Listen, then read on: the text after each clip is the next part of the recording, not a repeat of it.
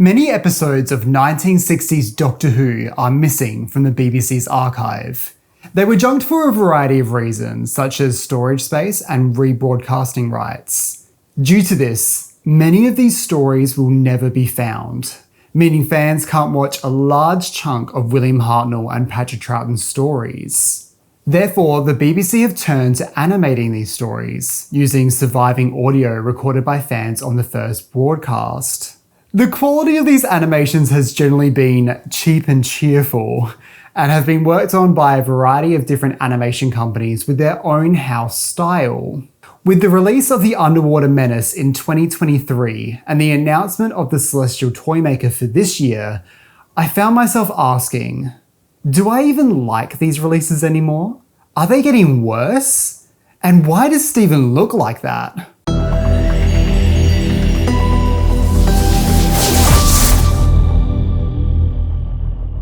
When I was a kid, I had this naive idea in my mind that as time moved on, things would just get better. That as every day passed, we would step closer and closer to being a happier society, and our issues would slowly fade away. But as I grew older, I quickly realized that progress comes in waves. Sometimes it gets better and then gets worse again, like we're on a boat. Sometimes it's clear oceans and the next minute it's an iceberg. It turns out that Doctor Who animations are just the same. Sometimes you'll get something amazing like the Macra Terror, and then you'll get the Web of Fear animation. This guy stinks! When we believed that the animation range was over since BBC America stopped their funding, it seemed like the range was ending on a somewhat happy note. I thought the animation by the Gary Russell team of The Abominable Snowman was pretty good. Sorry, I know I can't pronounce the word abominable. I try really hard. I just can't. And I thought the Evil of the Daleks was a wonderful, slick animation by the BBC Studios team, directed by Anne-Marie Walsh. I thought the character movement was the smoothest it had been so far. The sets were a slightly expanded version of the originals, and it was lit so beautifully. I truly felt like they had risen higher than ever before. So when the Underwater Menace trailer came out, I was shocked. I was in tears almost. To find it was by the Anne-Marie Walsh team. I assumed it was the Gary Russell team. This is not a dig at Gary Russell's team. They just have a different style. And this trailer seemed to match their style closer. I personally love a lot of Gary Russell's animations. I'm a Fury from the Deep apologist. I don't care if they got long arms, I love it. And I personally think the Wild Blue Yonder, my arms are too long, is a direct reference to the criticism of the Fury from the Deep animation. I think it's so funny. But the Underwater Menace trailer was missing the rich lighting and atmosphere that was in the Evil of the Daleks animation. But I decided that I would reserve judgment until the release came out. And when it did come out and I watched it, it was clear that the character animation was incredible. It was even more fluid than Evil of the Daleks and really impressed me, especially all the climbing shots, which wouldn't have been easy to rig. I don't mind the redesign of the fish people, even though I have a soft spot for the original. And I love the extended role they gave Professor Zaroff's pet octopus. But I had a few issues with some of the editorial choices they made. One which really stood out was the interior TARDIS doors. In the animation, they replaced the exterior part of the interior doors to match the exterior doors. Kind of. Yeah, that sentence is confusing, but so is the choice to make the animation reflect that. I'd love to be in the meetings where they had to explain that choice. It feels like a really odd decision, because with the change, it doesn't solve the issue of the interior doors not matching the exterior doors, because the sizes are so wildly different. It feels like a decision made by someone who isn't a Doctor Who fan. Like there wasn't someone in the room to say, this will be controversial. If we want to make that change, we need to justify it. But I think the biggest issue I have with the animation is the composition of the project. There is a complete lack of lighting or addition of atmospheric effects, which I personally associate with the BBC Studios team. Unfortunately, with this release, the BBC team elected not to bring back Rob Ritchie, who did this role in previous releases such as Power of the Daleks, The Macra Terror, Evil of the Daleks, etc. In my opinion, I think removing Rob from the team was a big fat mistake. When you compare Evil and Menace to each other, it's as clear as day which image looks better. Of course, beauty is in the eye of the beholder. Some people might prefer the new approach, but in my opinion, even though I've always been an admirer of Rob Ritchie's work on YouTube before the animation range and on the animation range, I never knew how much of the final image was really his own creative input. I had always just assumed it was the direction of the piece that added these elements, that it was the director, but it seems like it was Rob's. I could be wrong saying that. Anne-Marie Walsh, the director, might have decided against doing lighting and atmospheric elements for this release. It could have been decided that since this was more of a camp production, maybe it wasn't tonally right. But I personally think that was a misstep. I think it makes the animation look cheaper, and I think it lacks mood. The story is set in an underground cave, yet it's lit like it's broad daylight. I don't think the story is scary by any means and needs scary, spooky lights, but any piece of drama benefits from some sort of mood lighting. All I'm saying is if I was Anne-Marie Walsh, I'd be printing out some t-shirts saying, "Come back Rob Ritchie, all is forgiven." Side note, this is a reference to a practical joke Annika Wills and Michael Craze did to Patrick Troughton when he first took the part. They printed out shirts saying, "Come back Bill Hartnell, all is forgiven." I am of course being dramatic here. But I really hope in future productions, if they don't decide to bring Rob back, that they at least attempt to emulate his style. I think the animators did an amazing job rigging the characters and stepping their game up even further from the last release, only for their hard work not to get that final polish with lighting and atmos that would have usually been done in the composite edit. With this production, they've elected to do 2D backdrops rather than projecting 2D artwork onto 3D sets. With 3D sets, it means they can get a variety of different angles, but with 2D, they have to draw individual backgrounds for each shot. Personally, I admire this new approach. It feels like a hark back to classic cartoons, but I personally prefer the other approach. I feel like you get a better idea of space and get a further grasp on your surroundings, but I think the 2D background art was done really well. I hope no one thinks that my criticisms are me saying, "I hate this." I really want to make that clear. I just finished watching it and I just felt really disappointed because this was my favorite animation team, you know? Like, they made my favorite animations, Macroterra and Evil of the Daleks. I loved their approach so much. And now they've gone in a direction that isn't to my personal taste. Now that Rob Ritchie is gone, could they ever replicate even a fraction of what he could achieve? With the TV show reaching new heights with its increased budget, the Underwater Menace animation feels like an overhang of a pre-Disney time, when these were just silly little releases that didn't matter, that only sad schlumps like me would buy. Don't get me wrong, we can't expect Disney-level quality for these animations, since the audience for these animations is so niche.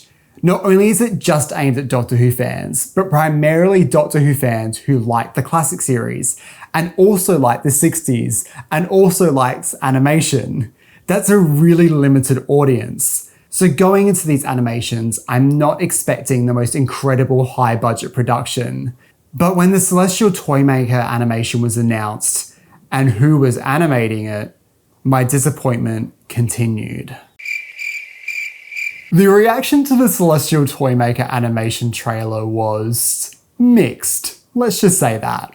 First of all, it's being done by the same team who did the Web of Fear animation, and we all saw how that turned out. This guy stinks! But when I saw the trailer, my reaction was, I wasn't mad. I think it's okay. I think it's a massive improvement on the Web of Fear. This guy stinks! And I'm open to new artistic liberties being made because baby, the Celestial Toymaker as a story is a bit of a snooze fest in my opinion. So if they can distract me with silly little dancing 3D shapes like an iPad baby watching YouTube, maybe I'll stay awake. Once again, the facial animation just isn't cutting it for these releases. I think their faces don't move enough. They aren't as expressive as I'd like them to be. I think the likenesses are closer than what they were for the Web of Fear though. This guy stinks! It's clear that the team has taken on the critique from the previous release and stepped their game up. I don't know if I mentioned this in previous videos, but I've always felt like this team deserved a second chance. The first animation felt like a test, This guy stinks! and it didn't feel ready for commercial release. This guy stinks! But I think they've more than proved that they're ready to handle a 4-parter, and I look forward to watching it. When it comes to smaller budgets, I think 2D animation generally works better, but I think 3D has the potential to be more immersive. You can replicate camera movements better in 3D space, which is a massive bonus. With the Web of Fear animation, the sets were incredibly accurate to my untrained eye, and with better character models, I think it could have been up there as one of the better animations. I really do believe 3D animations are the future for Doctor Who reconstructions. Just, I'm not sure if the budget will ever allow for it, but who knows? Maybe this animation will be good.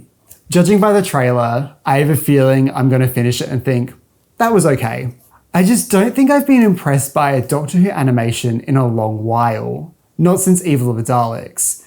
I used to be so excited for these releases. They were my micro obsession. My whole YouTube channel is about missing episodes of Doctor Who.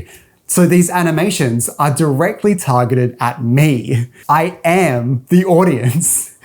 Yet I feel like I'm just over them. Is it my chronic depression? Or are they just kind of mid? What needs to happen for them to improve?